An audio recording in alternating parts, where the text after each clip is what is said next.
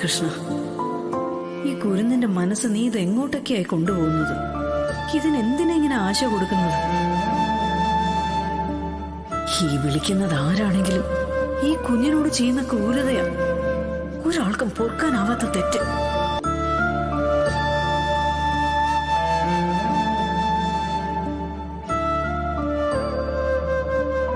എന്താ ഭക്ഷണം മുന്നിൽ വെച്ചിട്ടിരിക്കുന്നേ? കറിയൊന്നും ഇഷ്ടപ്പെട്ടില്ലേ? അതൊന്നുമല്ല, അച്ഛൻ വിളിച്ചില്ല, അതിന്റെ സങ്കടമാ. ഞാൻ പറഞ്ഞു അച്ഛൻ ബിസി ആയിരിക്കുന്നു. എന്താ അമ്മ ഇതൊക്കെ? അവള് കുട്ടിയാണെന്ന് വിചാരിക്കാം, അമ്മയെ അതിനൊപ്പം. എടി, എന്തെങ്കിലും 4 പറ്റ ഉള്ളി ചെല്ലണ്ടേ?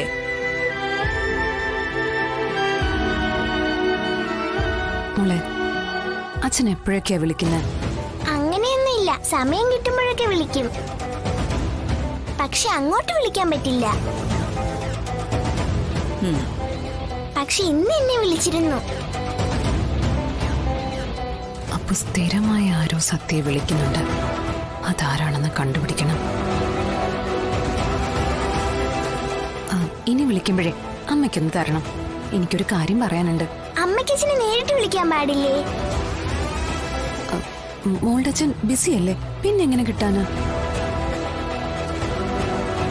ആ, ശാരദാമ്മ എടുത്തു തരാം. കഴിക്ക്, എന്നിട്ട് നമുക്ക് സംസാരിക്കാം. ശാരദാമ്മ ഇങ്ങ് തന്നേ, ഞാൻ ഇത് റൂമിൽ കൊണ്ടേ കഴിച്ചോളാം. കഴിക്കണം. കളയോ? മുഴുവൻ കഴിക്കണം കേട്ടോ. ആ, കഴിക്കാം. കളയരുത്. ഇല്ല.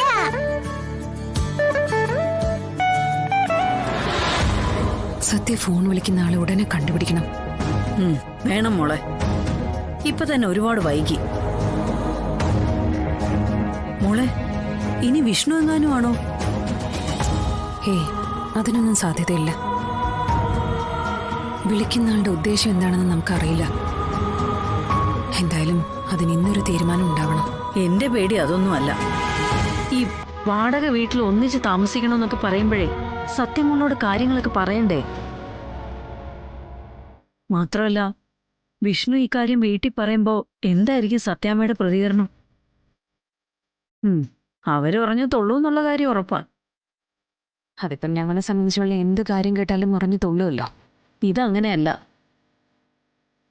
അവനെ എന്നേക്കുമായി ആ വീട്ടിൽ നിന്ന് മാറി താമസിക്കാൻ പോവാന്നാ പറയാൻ പോകുന്നത്. അതവർക്ക് ഒട്ടും ഉൾക്കൊള്ളാനാവില്ല. വരുന്നൊക്കെ വരുന്ന പോലെ വരട്ടെ അമ്മേ.